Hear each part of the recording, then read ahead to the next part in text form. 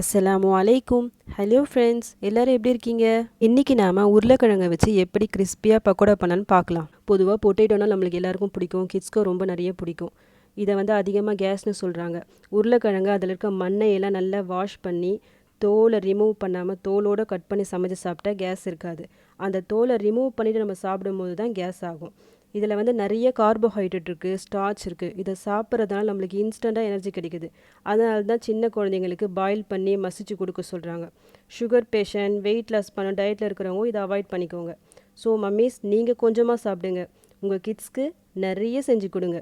Okay, இப்போ நம்ம இந்த பொட்டேட்டோவில் எப்படி கிறிஸ்பியாக சூப்பராக பக்கோடா பண்ணலான்னு பார்க்கலாம் வாங்க.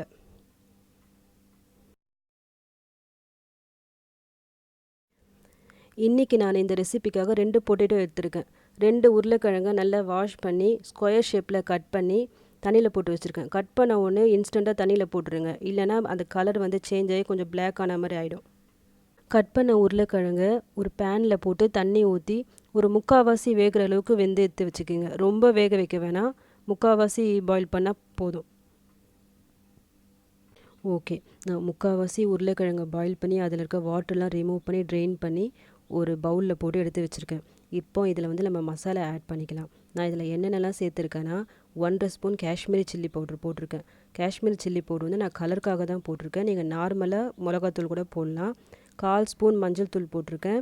1/2 ஸ்பூன் கரம் மசாலா போட்டிருக்கேன். தேவையான அளவு உப்பு போட்டுக்கோங்க. 1 table spoon cornflour, 1 table spoon கடலை மாவு, 1 டேபிள் ஸ்பூன் அரிசி மாவு, நெக்ஸ்ட்டு 1 ஸ்பூன் இஞ்சி பூண்டு பேஸ்ட்டு,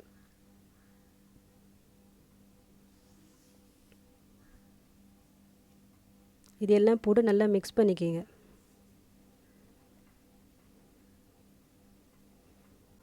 மிக்ஸ் பண்ணும்போது கொஞ்சமாக தண்ணி சேர்த்து நல்லா மிக்ஸ் பண்ணி வச்சுக்கோங்க. இந்த மாதிரி நல்லா கோட்டார மாதிரி எல்லா பொட்டேட்டோவும் நல்லா கோட்டார மாதிரி நல்லா மிக்ஸ் பண்ணிக்கிங்க. இது ஒரு 10 மினிட்ஸ் நம்ம அப்படியே வைக்கலாம். 10 மினிட்ஸ் கழித்து ஃப்ரை பண்ணி எடுத்துக்கலாம்.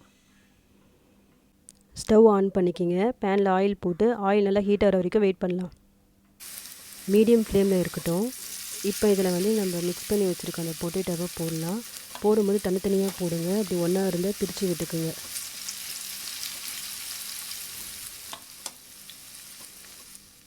ஒரு 3 மினிட்ஸ் கழித்து இன்னொரு சைடு திருப்பி விட்டுக்குங்க. நல்லா கோல்டன் ப்ரௌன் கலர் வர வரைக்கும் வெயிட் பண்ணுங்கள். இதோட கலர் நல்லா சேஞ்ச் ஆகிடுச்சு. நான் பேன்லேருந்து எடுத்துட்டேன். பாருங்கள் எவ்வளோ சூப்பராக வந்திருக்கு நம்ம பொட்டேட்டோ ஃப்ரை. இதை நம்ம ஒரு பிளேட்க்கு சேஞ்ச் பண்ணிக்கலாம். இதே மாதிரி மிச்சம் இருக்க அந்த உருளைக்கிழங்கு வச்சுருக்கோம்ல, அது எல்லாத்தையும் ஆயிலில் போட்டு ஃப்ரை பண்ணி எடுத்துக்கலாம்.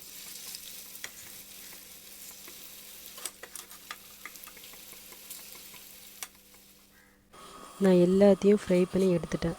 பாருங்கள் கலரே சூப்பராக இருக்குல்ல. நான் இப்போ இதை ஷேக் பண்ணி காமிக்கிறேன், எப்படி சவுண்டு வருது பாருங்கள். இது சாப்பிடும்போது செம்ம கிறிஸ்பியாக இருக்குங்க. இப்போ நம்ம சூப்பரான கிறிஸ்பியான பொட்டேட்டோ பக்கோடா ரெடி. இதை அப்படியே சாப்பிட்லாம். ஈவினிங் டைமில் டீ கூட வச்சு சாப்பிடுங்க, செமையாக இருக்கும். நீங்களும் ட்ரை பண்ணி பாருங்கள். எப்படி வந்துச்சுன்னு எனக்கு கமெண்ட்ஸில் சொல்லுங்கள்.